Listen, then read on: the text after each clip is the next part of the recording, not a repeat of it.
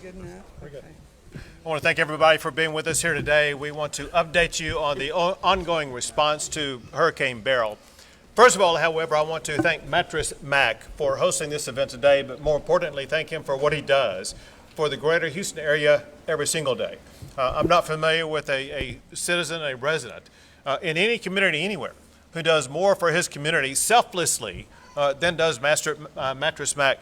This community would not be what it is without you and without your unparalleled help, especially for those who need it the most. So Mac, thank you very much for what you do. Thank you, Governor. And for hosting this.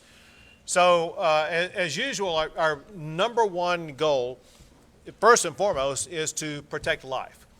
An issue that we see in the ongoing response to Hurricane Beryl are life-based issues, not because of the hurricane itself, but because of the lack of power supply, because of extreme heat, because of the lack of the power.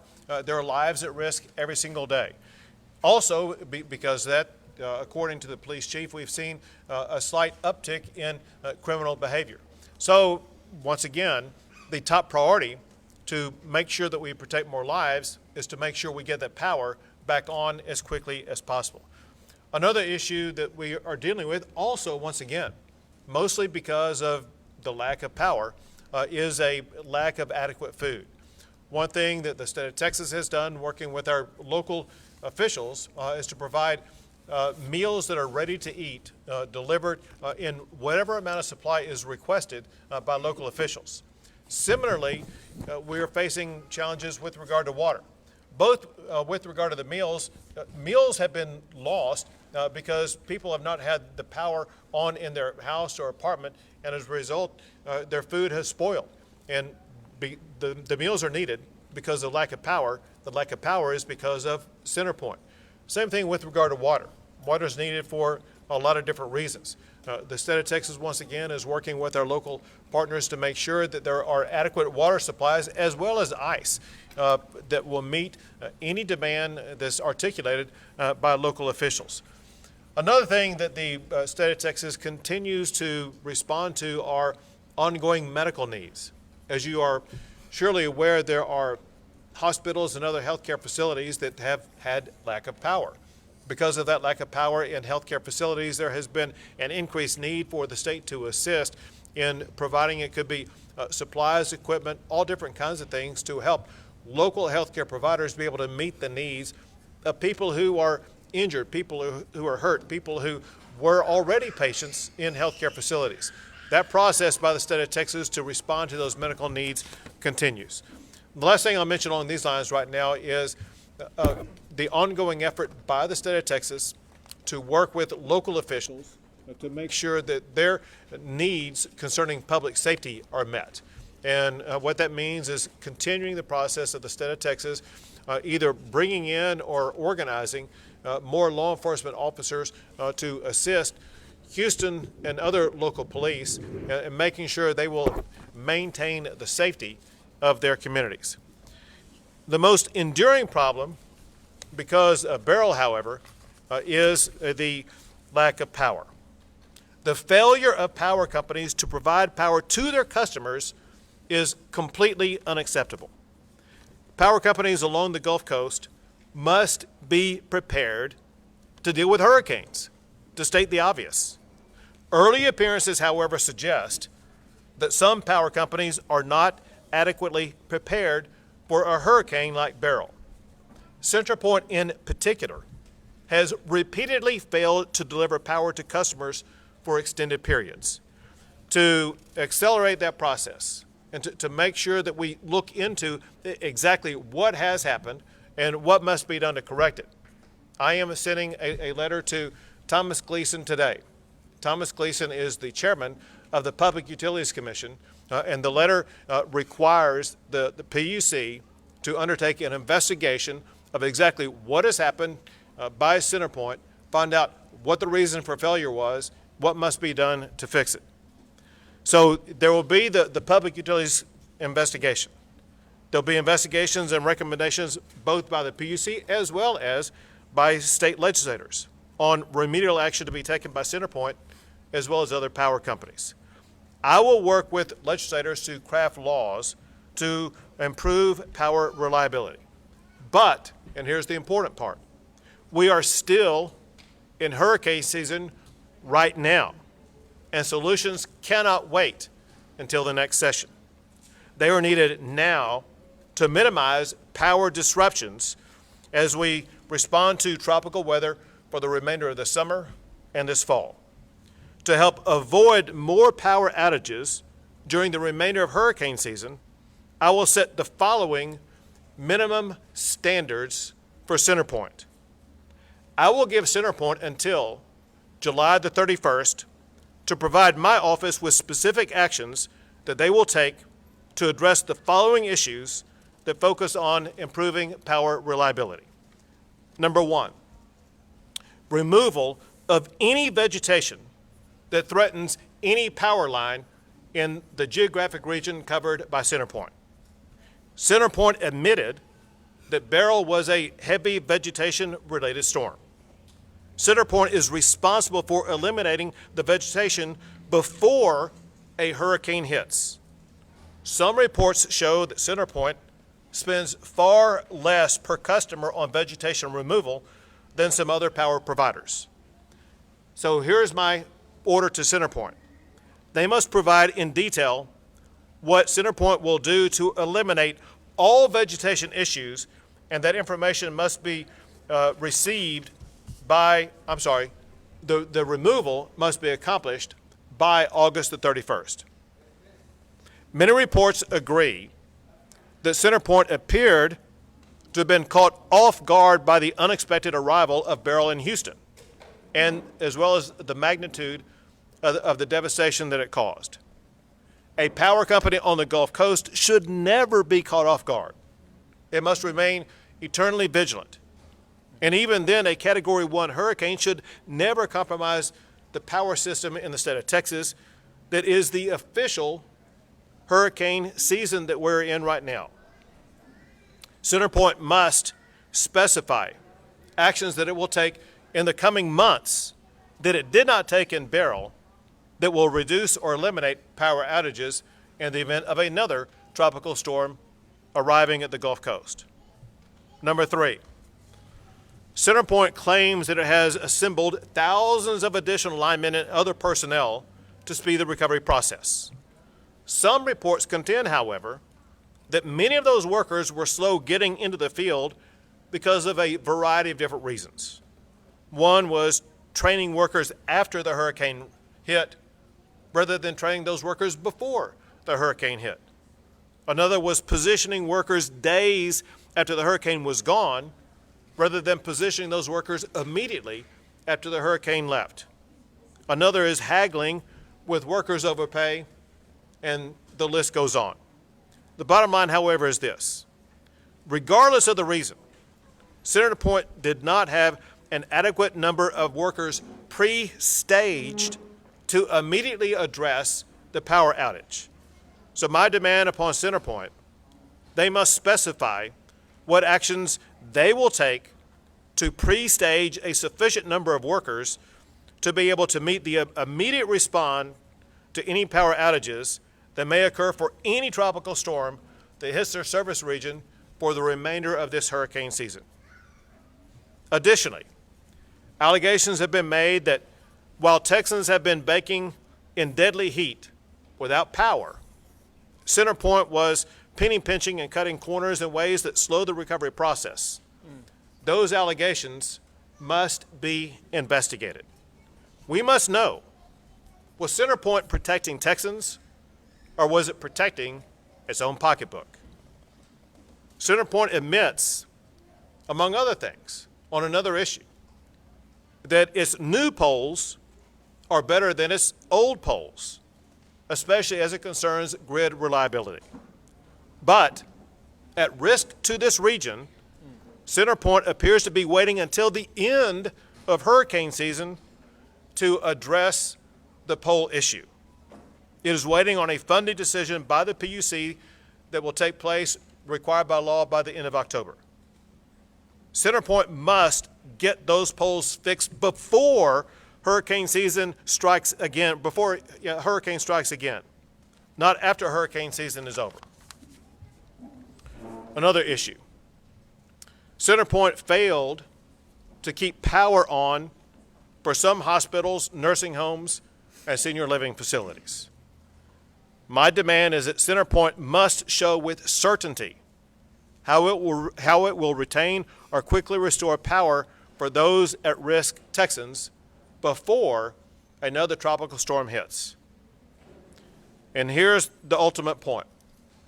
If CenterPoint fails to comply with this request or provides insufficient information by July the 31st, I will issue an executive order in response to any impending tropical storm to impose my own requirements on CenterPoint that are geared to keep power on through hurricane season until the next legislative session. Also, if CenterPoint does not comply, I will demand that the Public Utilities Commission reject CenterPoint's request to recover a profit in its pending request before the Public Utilities Commission. Additionally, if CenterPoint is unable to fix its ongoing problems, at some point in time, either the PUC or the state of Texas will have to reconsider the territorial region that CenterPoint is managing, or rather mismanaging. Maybe they have too large of an area for them to be able to manage adequately. It's time to reevaluate whether or not CenterPoint should have such a large territory. Also, let me be clear about another point that's extraordinarily important. There are linemen for CenterPoint who are working to get power back on. Those linemen in many regions across this area are being physically threatened, sometimes attacked by people on the streets, endangering their lives and discouraging them from even going out into the field and getting the power back on. For one, if there's no reason why anybody here should ever be threatening the life of anybody else, period. Second, if you're angry about the lack of power, you're taking it out on the wrong person if you're interfering with somebody who's trying to get the power back up. Also, if you're wanting to get the power back on, your actions that intimidate or threaten the linemen or whoever's trying to get the power back on, you're not speeding up the process of getting the power back on, you're slowing that process down. Last thing I'll say is this. This region has a motto, and that motto is Houston Strong. People in this area are proud of their resilience, perseverance, and tenacity, and their ability to rise above challenges and accomplish things that other people think are impossible. That very same moxie will elevate this region and our state above this challenge too. Now, Lieutenant Governor Dan Patrick. Thank you, Governor. I know everyone at CenterPoint who's in an air-conditioned office is watching.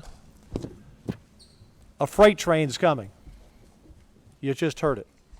You better be prepared. Whether you're at the top or any part of management who oversaw this response or preparation, everybody's job should be on the line. We will not and cannot tolerate this. I'm sitting here looking at this saying that Mac has up on the wall. Respect is earned by consistent, excellent behavior over long periods of time. CenterPoint once, I would say, was a company that we had confidence in. All of us up here and most of the public. We've had many storms. They've responded well. They totally failed in preparation, and they failed in response. They have lost respect from the city of Houston and the surrounding areas that they service. I asked 10 questions, proposed 10 questions that we will ask during Senate hearings, and we will have Senate hearings. Right now, my focus is get everybody to get the power up. Don't worry about answering the questions today. Get the power on. We have people suffering out there today in 100-degree heat that have not had power and won't have it for another day or two or more. But we will have hearings beginning in August, and there will be lots of questions. But one of my first questions is, does CenterPoint still look at Houston is a priority of their business. They're a different company than they used to be. Is it all, as the governor said, at the bottom line and not about human life? Mac is a successful business person because he says, buy it today, I'll deliver it tonight. Well, if I don't get my Tempur-Pedic mattress from Mac tonight, I don't die. If they don't deliver when they're expected to deliver, people have and will die. Secondly, when it comes to storms, they were not prepared. They did not think this was going to be a serious storm. They didn't think it was going to hit Houston. It's obvious by their preparation. CenterPoint has to understand, as does every utility company on the coast, that anytime there's a tropical storm in the Gulf, whether it's predicted to be a hurricane or not, you have to prepare as if it's going to be the worst storm to hit Houston, where the biggest population is, or any area they cover, or any other company. Nimkid and I, this past week, have worked together, and the one thing we said from the first day on, and the governor and I talked about, the state of Texas has to pray for the best and prepare for the worst. CenterPoint did not prepare for even the least, and that's why we are here. This is not tolerable. And to dovetail on what the governor said about those attacking, we had one attack by gunfire on Thursday, 2 on Friday, 1 yesterday. I think we as the legislature need to look at the penalties for that crime and ratchet it up. Because let me tell you what, some of these people that have come in from states all over the country, they turned around and went home. Who's going to come to Texas and help Houstonians if Houstonians are shooting at them? That must stop. There will always be idiots. There will always be people who have had too much to drink and people who have had too much anger. For whatever reason, there is no excuse, no matter how much you've been sweltering in the heat, for criminal behavior and to attack someone, as the governor said, trying to help you. But we're going to stop that. And you're going to face a long time in jail if you ever do that. So everything the governor has said, I can speak for the Senate, we're all on board this freight train that's coming. And once again, I say to CenterPoint, you need to look within yourselves. I don't really care about your internal investigation except to supply us with answers. But I want to know, are you short of transformers? I want to know, as the governor said, did you cut corners? I want to know why you've cut your spending on vegetation and clearing the areas. I want to know, have you been out there negotiating with crews that came in from outer state of how much you're going to pay them? And I want to know this business model. After the storm, you say you need a day or more of assessments. We get it, okay? Where's the damage? And we know there's 48 hours of training for out-of-state crews. So they're not electrocuted, all systems aren't the same, so they don't damage the systems more. But if you already have a business model that says I need a day or a day and a half of assessments and I need 2 days to train, we're already 4 days down the line, Governor, before we're getting power back, except the easiest cases where you lift a branch or lift a tree. That's a bad, flawed business model. CenterPoint, you better respond, or we will support the governor, if need be, looking at the territory you represent. Now to Nimkid. Thank you, Governor. Life safety continues to be the #1 priority of all of the state agencies that are engaged in this mission. That's from the Texas Department of Transportation, the Department of Public Safety, our Forest Service folks, the Commission on Environmental Quality, our search and rescue teams, our public work response team, our communication coordination group, and right now, most importantly, our Department of State Health Services Emergency Medical Task Force. We have opened up a 250-bed field hospital or medical shelter, and that has had 120 patients run through that facility. That helps alleviate strain on the hospital so that our EMS units can get people dropped off at the ER and get back out on the street for the next 911 call. We will continue to bring police and law enforcement support here. You have over 80 outside members of the Department of Public Safety on the streets, over 100 local law enforcement that we will extend or continue at the direction of Chief Satterwhite, who was meeting with us earlier today, working very closely with Mayor Whitmire on these additional resources that we're bringing in from the outside. And we have food and water and ice available to our local partners that ask for it. Governor, we continue to source generators for those locations. As power does come back up, we're moving those generators around, and we are not leaving until power is back on and our system is back to normal. Thank you. Now, Mattress Mac.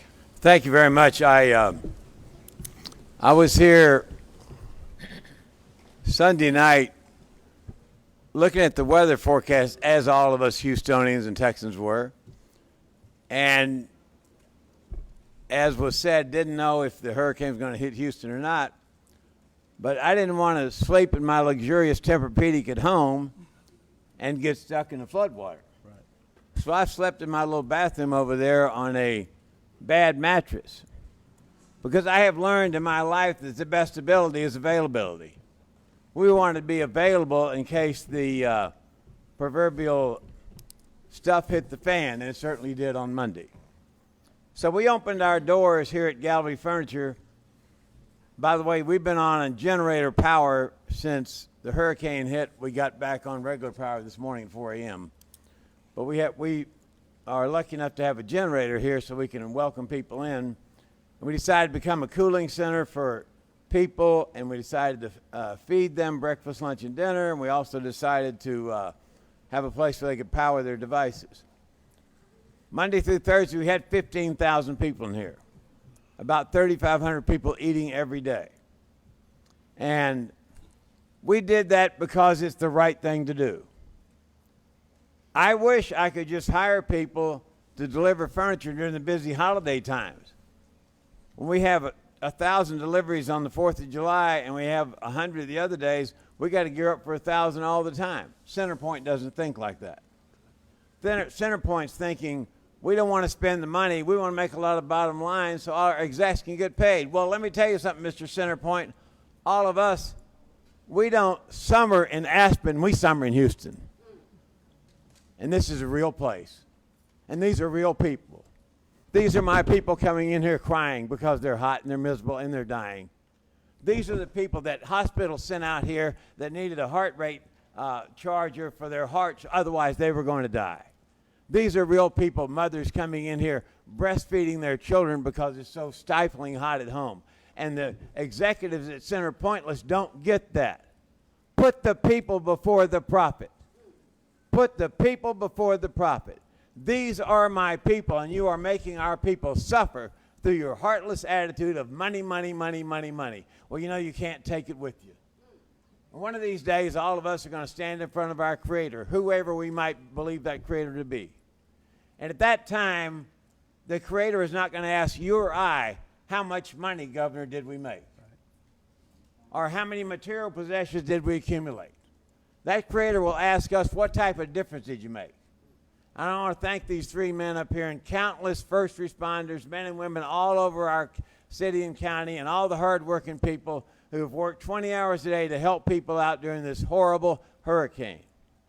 And CenterPointless, you ought to be ashamed of yourself. Not the line workers. The line workers are the greatest people on earth.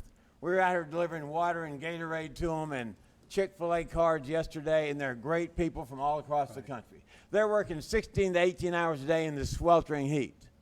But the CenterPoint executives up there cutting costs so their end-of-the-year bonus is bigger. Shame on you. We got to get ready for hurricanes. We have hurricanes in Houston. We got to get ready for it. We got to deal with it, and we got to understand that at the end of the day, life is not about money. Life's about making people's lives better. And when we have no gasoline in Houston, no gasoline, you couldn't gas up your car anywhere. Fist fights everywhere. 2 pregnant women fought down the street about who's going to get gasoline. No gasoline. How about no food?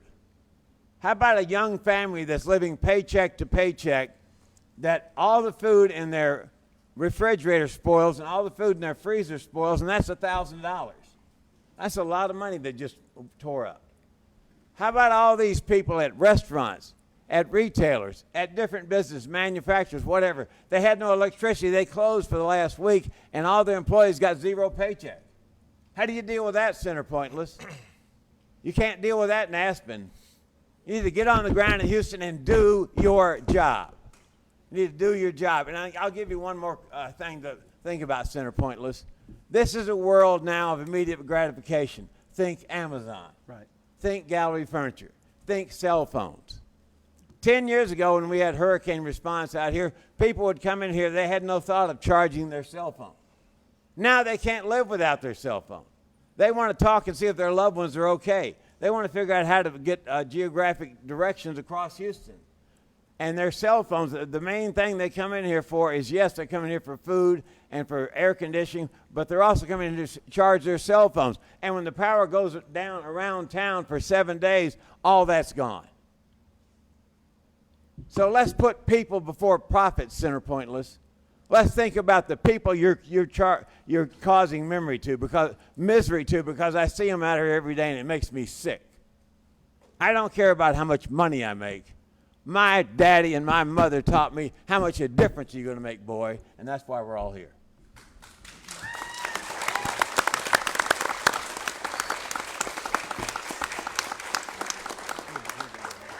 Thank you, Mac, and once again, thank you for everything that you do for this community and for our state. We are far better because of you. We'll be happy to take a few questions. Governor Abbott, have you considered legislation requiring utilities to bury the lines rather than keeping up with overgrown vegetation and poles that are rotting and coming down in high winds? We have considered it, and actually we spoke about it in the meeting before we came out here. A valid point was made that we just need to look into, and that is in areas in particular like Houston that oftentimes get inundated very heavily when storms come through. In particular, think of Hurricane Harvey. If you have buried lines, the lines could get compromised underwater for a long time. It may make it even longer to access those lines, to improve those lines, than it would lines that would have been blown down that were otherwise up in the air. Just know this, and that is the Public Utilities Commission, the state legislature, and myself, we will all look at the possibility of maybe strategic burying of lines, maybe with regard to new construction, for example, and some other ways, if it is in areas that will ensure that it's not going to be compromised if it is buried. You said that CenterPoint doesn't respond in a certain amount of time. Actions must take. Just touch base and just go a little bit more in depth into that. If they don't respond, what's going to happen? I made certain demands today of CenterPoint that require CenterPoint to provide solutions to me by July the 31st. If they fail to do so, I will use the authority given to me by law to use executive orders that have the effect of law, that requires CenterPoint to do what I expect them to do to keep power on in the event that there is another tropical storm that hits this area. There's been 3 people in Harris County at least that have died from hypothermia due to a loss of power outage. What, if any, penalties can CenterPoint face for those loss of life due to power being? So obviously there will be investigations about the loss of life and any connection between the loss of life and the actions of CenterPoint. And the consequences CenterPoint will face for that could vary from local authorities to what the state may do. But it certainly will be an issue that the state will evaluate, and either there currently are penalties that are in place, or it surely is something that the PUC can use to evaluate, as it is currently considering the plan before the PUC that will be decided before the end of October, what type of penalties to impose on CenterPoint. What I've seen adding fuel to the fire, CenterPoint has been calling individuals on their phones saying that power has been restored, but it has not. On my street, everybody's in their 70s to 90s on breathing machines, and as of right now, nobody still has power, but they keep saying that we do. They're lying to us, and it's making people act out violent. What can be done about that? Well, so you're making a key insightful point, and that is as bad as CenterPoint has been at keeping the power on, they've been worse in communicating with their customers and with the public. So the communications aspect of it is something that the Public Utilities Commission is working on as we speak, and may impose orders on CenterPoint here in the coming weeks. It'll also be part of my process to make sure that CenterPoint is communicating appropriately. I will tell you this, and that is it does seem that the communication by CenterPoint is at a new low. In other words, they used to do a better job of communicating. For reasons none of us can comprehend, their communication has worsened. We were talking before we came out that had CenterPoint just let the public know, listen, this is a bad storm, power lines are down, it's going to take us about a week to get power back up and running again, that could have allowed residents to make one set of decisions. Because they did not say that, CenterPoint did not say that, it led customers, Houstonians, to think, well, my power may be back up in 24 to 48 hours. And they stuck around only to be left in a hopeless situation. Bottom line is this. The communications component of CenterPoint is unacceptable, will not be allowed to persist. Corrections are coming, whether they like it or not. Go ahead.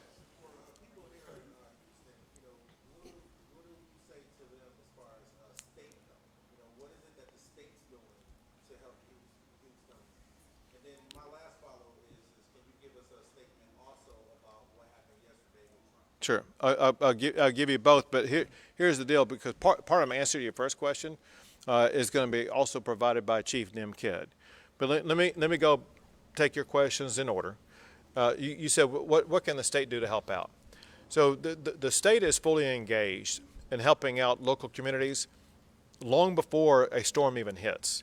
The first thing we do is to get organized and make sure that the state and local governments are prepared for whatever type of storm may come in. That means that we are sending out supplies and resources to every location that could be affected by a storm, so that without having to wait, we will be able to respond. It could be with search and rescue teams. It could be with boats. It could be with high water vehicles. It could be the supplies that are needed. And on the supplies, it's another way that the state has helped out.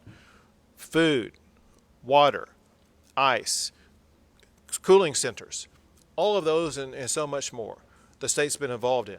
A unique situation here is because of inadequate power, it forced hospitals to have to retain in their hospital people who were injured or had to be taken care of, and they could not discharge their patients.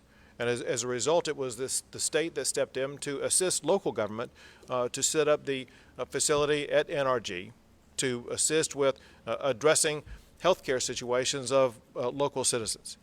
There's more that Chief Kidd will be able to add, but let me answer your second question. What happened yesterday is horrific. It's a sad day in America when we see an assassination attempt. Assassinations, to say the least, are unacceptable. And as sad and horrific as it was to see the former president of the United States of America and a candidate for the presidency again to be attacked in a deadly way, we all must understand that in that attack, we had a fellow American lose his life, another American injured. This is not some game. This is not politics. A real human being lost their life. A family will never be able to see again. So this is a sad and tragic day. But we also must understand this. This is unfortunately not an isolated incident. We have seen during the course of this hurricane, for example, here in the Houston area, you've seen a sheriff's deputy assassinated. That is completely unacceptable. You saw another police officer who was shot. The attack on public officials is an outrage. Another thing about yesterday,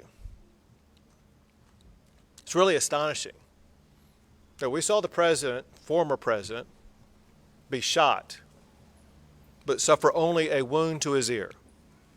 Anybody who's thought anything about that knows that had that shot been a millimeter or two different, he would have been a victim of assassination. Trump is truly blessed by the hand of God being able to evade being assassinated. But it shows you when you look at what he's been through yesterday, the trials and tribulations that he's been through, not just yesterday, but through the entirety of the past year. There's no one in America who has the strength, physical, mental, and emotional, to be able to stand up to that, to be able to respond to that, to be able to deal with all of that.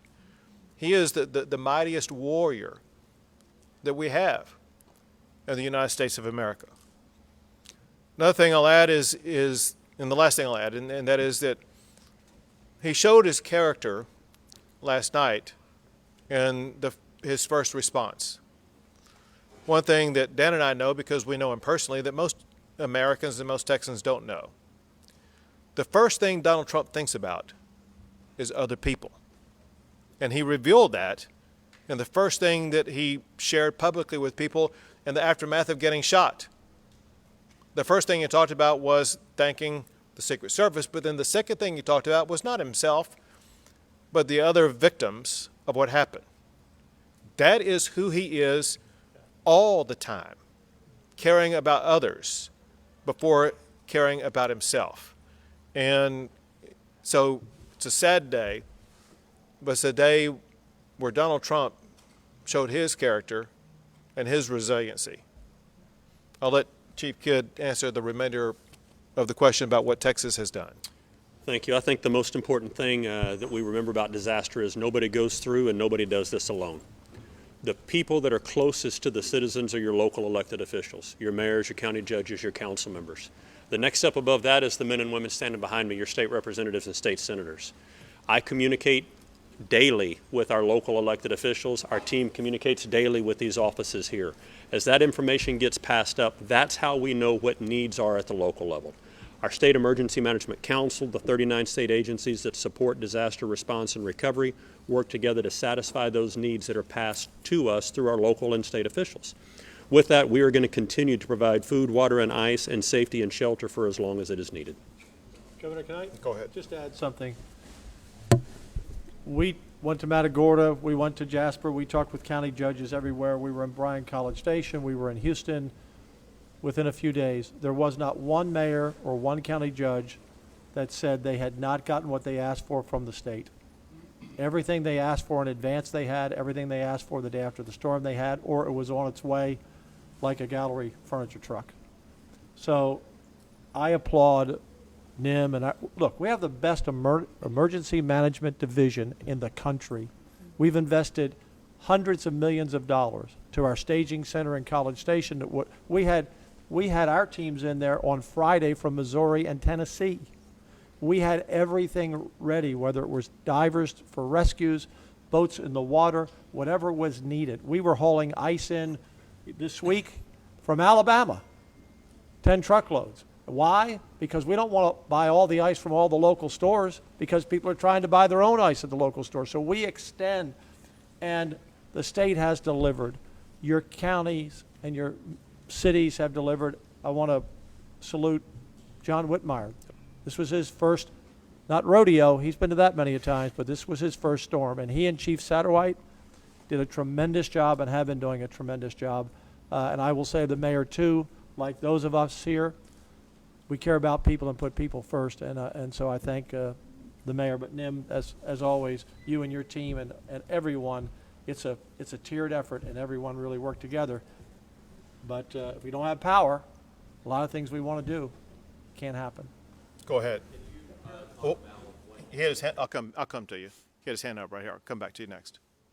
Governor, we understand CenterPoint, since and a number of other gigantic energy conglomerates since deregulation have run into these same problems. We've looked at Pacific Gas and Electric burning down half the state of California. We've looked at Southern California Gas blowing out a underground storage facility and letting gas escape into the atmosphere. For months and months and months, we even saw presidential candidate Robert Kennedy take on Southern California Gas. Given the CenterPoint fumble that we're living in, is it time to re-regulate utilities? Sometimes whenever people see a problem arise, they think maybe there's more regulation needed, or you need to impose more heavy-handed government. Let me tell you the way we discuss this before coming out to help you understand that may not be the right answer. I ask a very specific question to the chair of the Public Utilities Commission, as well as to Chief NIM Kidd, and that is, are you seeing these same problems with other power companies? And I mentioned a few. And the answer everyone agreed upon is we have a lot of power companies in the state of Texas, but we're not seeing similar problems with other power companies. The point is this. This is an issue and a failing that is unique to CenterPoint. We don't need to reconstruct a new system. We just need better results from one company that has showed repeated failure in this region. You talked about what federal assistance has been requested, and do you think that assistance was requested soon enough? Probably supposed to be 3 days ago that was requested, but that was days after the settlement. Do we have enough resources coming, and should they have been requested sooner? So the full answer to all this is going to be provided by Chief Demkid, who has the most information about it. So many fire stations like So the question is, should it have been requested sooner? And the answer is no, it should not have been. By federal law, states are required to do damage assessments. Now, as Governor Patrick mentioned, our Texas legislature has put hundreds of millions of dollars into this state's readiness. There was not a piece of equipment, not a bottle of water, or not a meal ready to eat that we did not have available for our local partners. That's part number one. Part number two, we need to go back and look at all of the declarations that have been granted by various presidents over the years. Remember, FEMA reimburses after the fact. That means these local governments have to spend those dollars ahead of time and then apply for reimbursement, which on historical averages takes 10 to 12 years to get that money back. So we are wasting effort right now talking about how fast things should have done when everything that our local officials asked for was delivered and our stations were set up and our resources were ready ahead of the storm.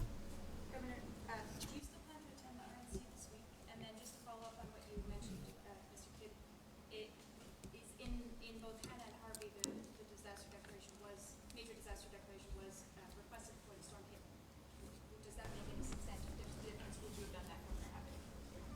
So with regard to your first question, listen, I'm taking what I do on a day-by-day basis. My priority is making sure that the people of Houston, Texas, and this entire region that are affected by Hurricane Beryl, that's my top priority, period. Second, with regard to, let's say, any type of declaration or any other action that may have been taken had I been here, let me make clear about something. Had I been here the entire time, there'd be absolutely nothing that would be any different. Every decision that would have been made would have been exactly the decision I would have made. Also along those lines, I was in frequent contact with acting Governor Dan Patrick.